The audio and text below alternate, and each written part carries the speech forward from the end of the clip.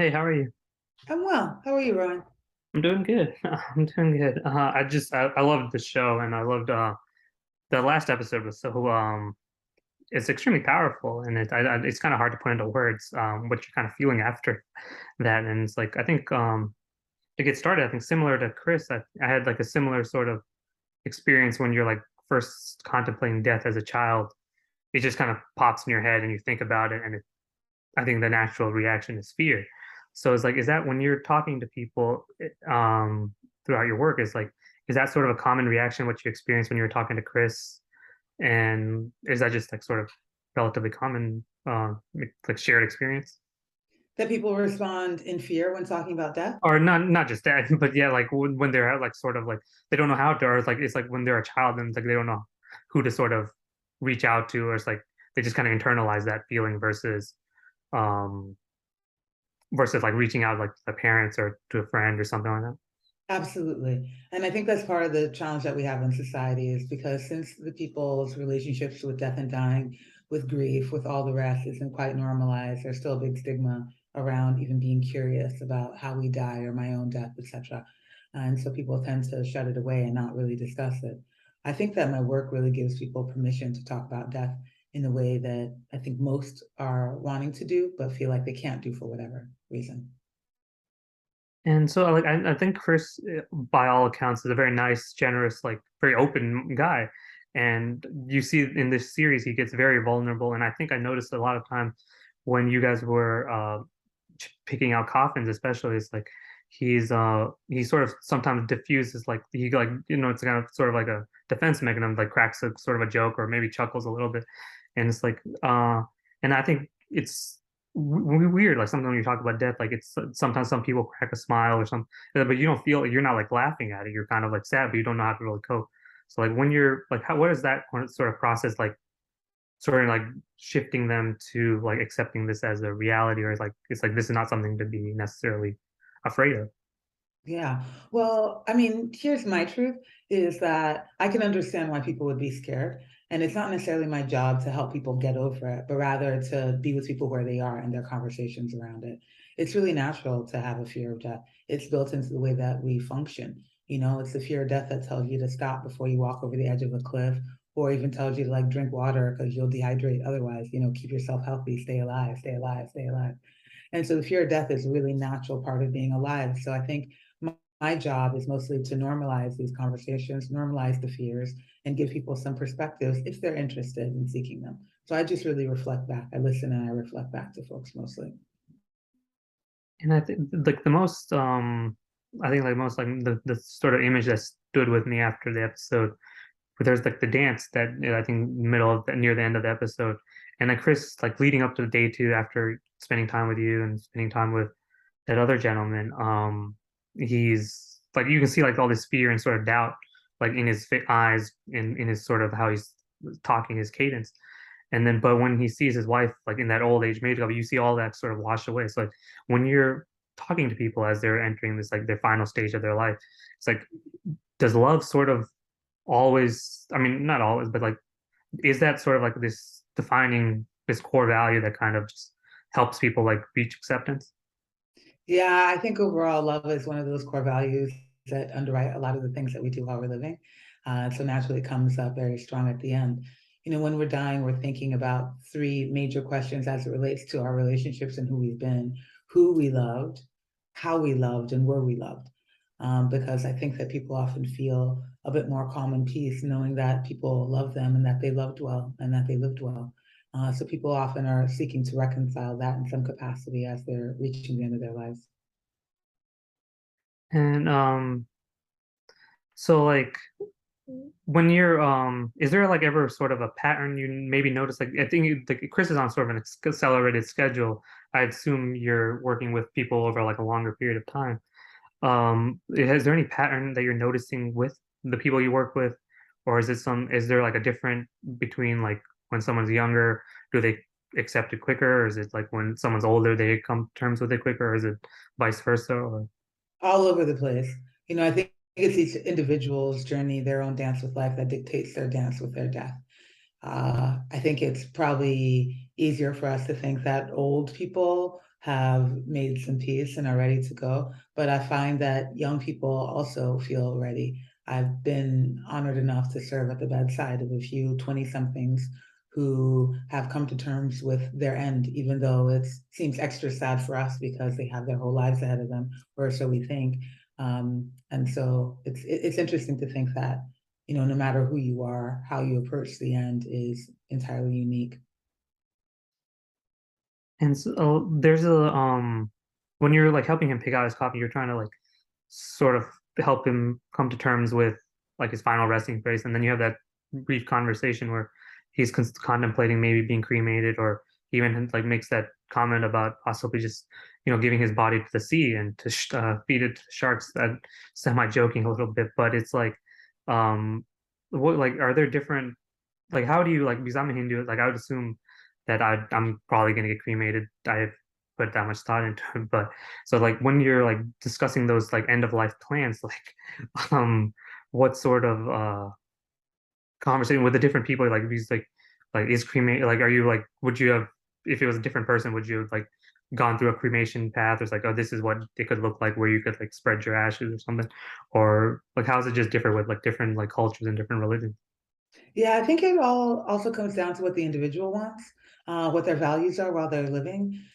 Because some people are interested in, you know, a more eco-friendly way to dispose of their body after their death. And so there's options available. Green burial is a really great one. So my job is really about educating people. When they have questions or are curious, a lot of people think that, you know, one way is better for the earth than another way, or one way is going to be better for their family than another way. And so just giving them enough of an option so that they can make informed decisions. That's at the root of it. Since you know it's hard for me to know what most cultures want or what people from most cultures want, it's also important for me to also remember that each individual's journey within that culture is also different. And so, you know, some people are just like down for a burial at sea, toss my body over the side. Um, yeah, it really depends on the individual, but there's so many fun and different ways to do it.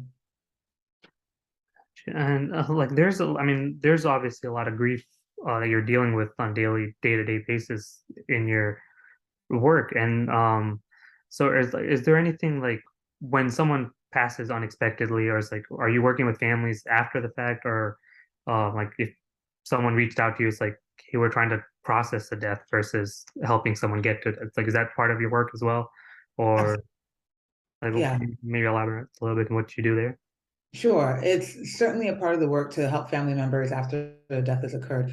I want to remind you and folks and myself often that not everybody dies as after like a long disease process. And some people have a sudden death. There are traumatic deaths or violent deaths. And so sometimes we can't come in to support before the death occurs. In that case, we can help them consider what kind of funeral arrangements they want, help them figure out how to craft a legacy project, help them wrap up the bureaucratic and logistical affairs of their loved one's life, like closing out accounts and closing on social media and closing bank accounts and get them ready for the probate process.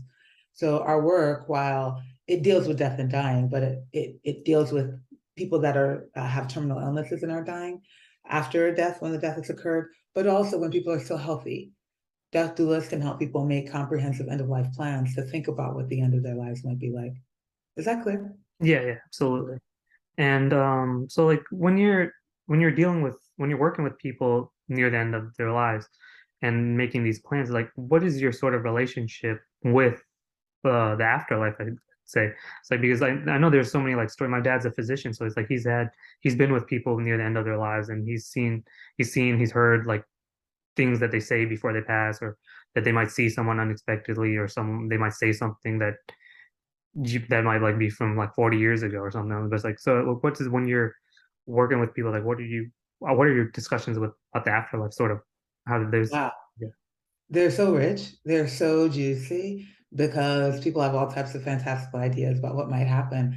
And similarly, my job is to just reflect back what I'm hearing in them.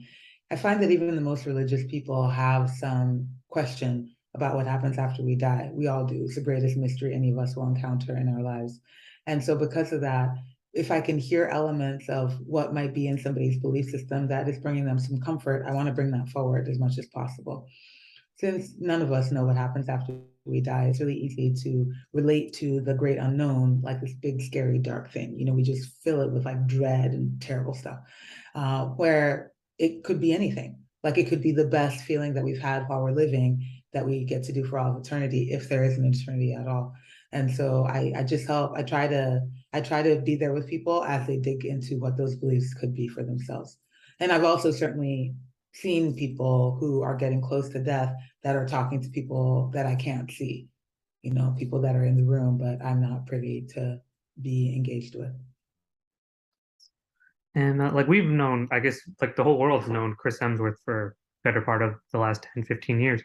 We've known him as the movie star, but this kind of introduced you Chris Hemsworth, the man. And like you've spent several days with him, and like what did you sort of come to learn about him as a person, and like as he started this journey, like very, I don't know if it's early or if it's like because he's I think 38, 39, so as he started like thinking about these processes that maybe like people our age are not thinking about just yet. Yeah, I learned that he's very brave. He was willing to take on these deep existential questions and exercises to see what value he could create for his own life. We probably think he's already brave because of the work that he does and the stunts that he does and putting his life out there. But to me, this really sweet, real bravery is looking at my life through the lens of my death to see what could else be there for me. And he did so with such grace. He was so earnest, he was so thoughtful, and he was highly courageous. And I think like on some level, like we've all like thought of our own death and want to prolong it as long as possible, but no, we can't really necessarily control that. But like how would you, after like watching this episode, I think it's given me a different perspective as well, but what would you hope is the biggest takeaway for a lot of people after they see this in the episode 6 that you're a part of and moving forward? Like what are steps that maybe we can all take to maybe better prepare ourselves for this, like the end of life? Great. That's a great question. I think one of the easiest and most accessible things would just be to even start talking about mortality, start talking about our own mortality. It makes us feel really vulnerable to be in conversation around what our fears are, what we might want, but it's a great place to start because when we start, we can keep that ball rolling. We can create a lot more value in our life right now before we get to death, and also can empower our friends and family members to take adequate care of us when our time comes. So I suggest that as much as possible, people talk about death with one another. We talk about our own deaths. We talk about our ideas around death. We can talk about, Chris Hemsworth's death if that makes it easier to have the conversation. And you have the like you guys you put him through the ringer pretty much, and then he has that like that this process the ambulance simulation. Then he has that final conversation with you where he's sort of coming to terms. You see him kind of content, like he's kind of happy with like obviously he's sad, but it's like there's some sort of feelings like I understand like what could happen, and it's like what was that process of making that whole sequence kind of like for you? And it's like is that similar to when you're working day to day versus like just for this in the series? It's somewhat similar. I mean, it's not as stylized and beautiful. We're often on somebody's couch, but it's a similar type of text that we use in the death meditation to support people to start thinking about their mortality in a real way. So he did what a lot of people have done with me through client consultation and through exercises and workshops. And so like you with the BJ was also a very like fascinating guy. It's like because this is like his big main like mantra throughout this is like live life to your fullest, and it's like and you're working a job that can be very um it can be very it's a hard job. It's not like you're dealing with people that are in these circumstances that are unpreventable in some I'm trying to best verbalize, but it's a tough job, and it's like so how do you kind of like live life to your fullest and just sort of like embrace and like teach people how to embrace life Yeah. more fully? It seems like a really tough job. And yes, I won't deny that there's a lot of sadness and there's a lot of tears and there's a lot of big emotions, but none of them are bad or wrong necessarily. They, more than anything, I get to witness people at their best also when they're dying and at their worst. And so it's a really warm, squishy job. I think it's pretty great, actually. One thing that we often do in order to encourage people is by having conversations or thoughts about their mortality, it really invites you back into your own life. So when I think about the fact that one day I'm going to die, it reminds me that right now I'm still here, so I can use the time in a way that serves me. If that time is to sit on the porch and enjoy a long cup of coffee, or call that guy from 6 years ago and finally apologize to him for being a total brat, or start to think about where I want my final resting place to be. It invites a lot of life in. And like I mean, prior to that, I wasn't familiar with what a death doula does, but like I've gotten like a pretty, I mean, I'm doing as much research as I could, but like how long, like when does that sort of process begin? Like how long, how soon do generally people reach out to you, or is it like, could it vary? Like, could it be like relatively immediate, or could it be like 6 months prior, a year prior? Is like, how does that whole like process of enlisting your services go till the end, I guess? Yeah, anything. I suggest that people reach out to a death doula when they even start thinking about their mortality. So even this conversation we've had has probably got you starting to think about the end of your life in some way. Am I correct? Yeah, absolutely. And so since it has, it'd probably be a good time to start to think about what kind of plans you want to make, or to talk about any fears that you may be having, and see if you can ease some anxiety. And then leading all the way up and through and after death even is a great time to enlist the services of a death doula. Some people call when there is a serious illness that they've been diagnosed with that they believe is going to end their lives, because we can be helpful in a variety of different contexts. And some people also just wait until it's getting really close to the end to see what they can do. That's not ideal, but I'd rather offer some support than none at all. So whenever anybody starts thinking about their mortality is a good time to start talking about it. Yeah, no, this is no, the whole this conversation and the whole show has been very eye-opening, and it's um I don't know, it's like you're kind of curious like why is this sort of like this very common thing, death, become such a taboo almost, where it's like we don't talk about it until it's too late. Have you ever sort of had those what are those conversations like when you're having them with your peers or with your clients, or it's like this shouldn't be taboo, but so for some reason it kind of is? Yeah, I mean, it's stunning to me. It's very profound. I remember when this work first came across my consciousness, not in this capacity, but I was sitting on a bus in Cuba with a fellow traveler, and she was talking about her uterine cancer diagnosis. And I asked her a bunch of inappropriate questions. Well, inappropriate because of societal taboos, for somebody that I didn't really know. And she shared with me very openly and honestly what she'd been struggling with, and said that it was the first time that she'd been able to talk about her death because she was sick. And so whenever she'd mentioned fears around death or thoughts around it, people would say, "Don't worry, you're going to get better, or you're going to heal. Don't think about that. Don't talk about that." And I thought, God, that's really messed up. It's like everybody is going to die. It's a huge societal secret that we keep, but it's a secret to none. And in fact, it's the only certain of our existence. None of us are guaranteed to do anything but to die. We're of the nature to die. And to me, it seems to be pretty basic, but I'm also kind of biased because, you know, Yeah, I get you. And so like the whole series, like up until episode 6, we're all like seeing Chris sort of overcome all these different challenges, and he always finds a way. He always finds a way. He always finds a way. That's that's Chris and that's Thor. But this time he can't. This is not one thing you can find a way to overcome. yeah. And I don't know. It's just like how I don't know, how do it's like where do you kind of just get the skills? Like how do you just accept something that's so unacceptable? And it's just kind of because even like I've seen everything, and it's like it's just kind of hard to process. Like one day it's all just over, and everything you worked for is just kind of in the back. It's like it's left for your family, and then you kind of move on to this idea. I don't know what's next, but so I don't like how have you kind of yourself come to terms with accepting it, and how does it kind of help people like me or people like Chris? And it's like, hey, you can accept it too. It's not like it's not. I don't dread it or nothing, but it's just like it's kind of you don't know what's coming. So it's like it's just you want the spoilers, but you can't. There's one spoilers you can't get. Yeah, that's very true. Hey, so if you could know when you were going to die, would you want to? Um, I think it'd make me a lot less productive. I don't know. But Uh, I don't think I'd. I mean, I don't think it would hurt, but I don't think I'd want to know honestly. Yeah. Yeah, you make a good point that death serves as a really powerful motivator for us as well. Mhm. A really powerful motivator. You know, we do a lot of things because of the fear of death or because we're going to die. And I know you're the one giving the interview, and I just asked you a question. But the question you asked me was what again? I got excited. I just kind of wanted to like I don't know like if say if I was one of your clients, like how do you get one person from point A to point B? It's like how do you get into like that path of acceptance where it's like, hey, this is okay. It's like this is not like, yeah, it's the end. It's, life has an end. We all know that going into it.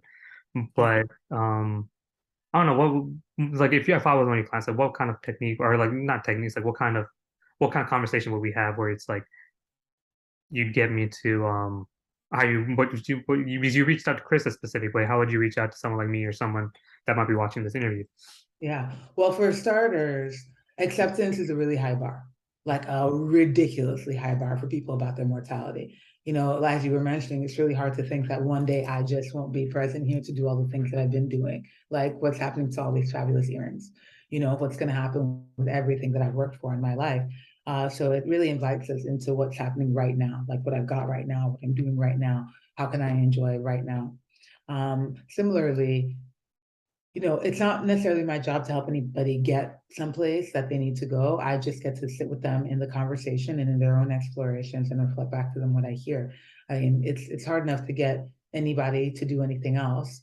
I mean, have you ever tried to get like a friend to break up with a partner that was bad for them? You know, let alone get them to accept the fact that they're going to die. It's virtually impossible. So my job is really just to support people where they are, be in the conversation with them. Now, it helps a lot when people have some awareness that death is coming. So I think I'd probably say that death awareness is a more accessible place to land. Death embrace being like a pretty juicy place to be, and death acceptance being a really, really high bar.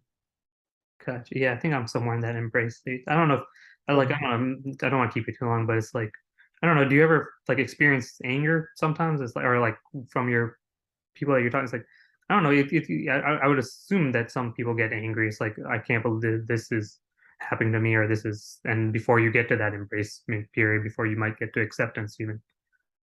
Totally. I think anger is a very natural and normal part of the grieving process also. You know, I still sometimes experience anger about the people that I love are no longer living.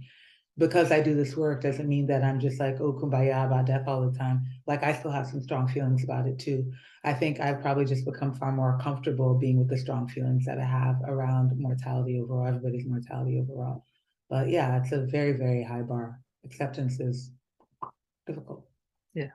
And yeah, like I said, I don't want to keep, but so the last question I just want to ask, like, after seeing this episode, after seeing this series, like, what would you hope is like the biggest takeaway for audiences, like after they see your work with Chris and they just learn, it's like, hey, death is inevitable, but it's not like a bad thing. It's sort of on some level, but there's something to look forward to, like when if you hopefully you live a long life and but it's like if maybe you don't, and it's like it's still not something to be necessarily afraid of. It's like, what would you hope is the biggest takeaway after people see episode 6?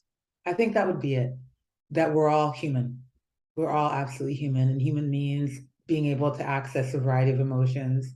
It means being able to enjoy like the really cool, juicy things about living. But it also means being with the fact that one day we're going to die and that it's not a bad thing to talk about.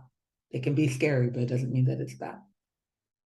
So well, thank you so much. I really appreciate it. This has been fantastic talking to you. Great. Thank you so much for your questions. It's great to meet you. Thank you, Sam. Thank you for your time today, Ron.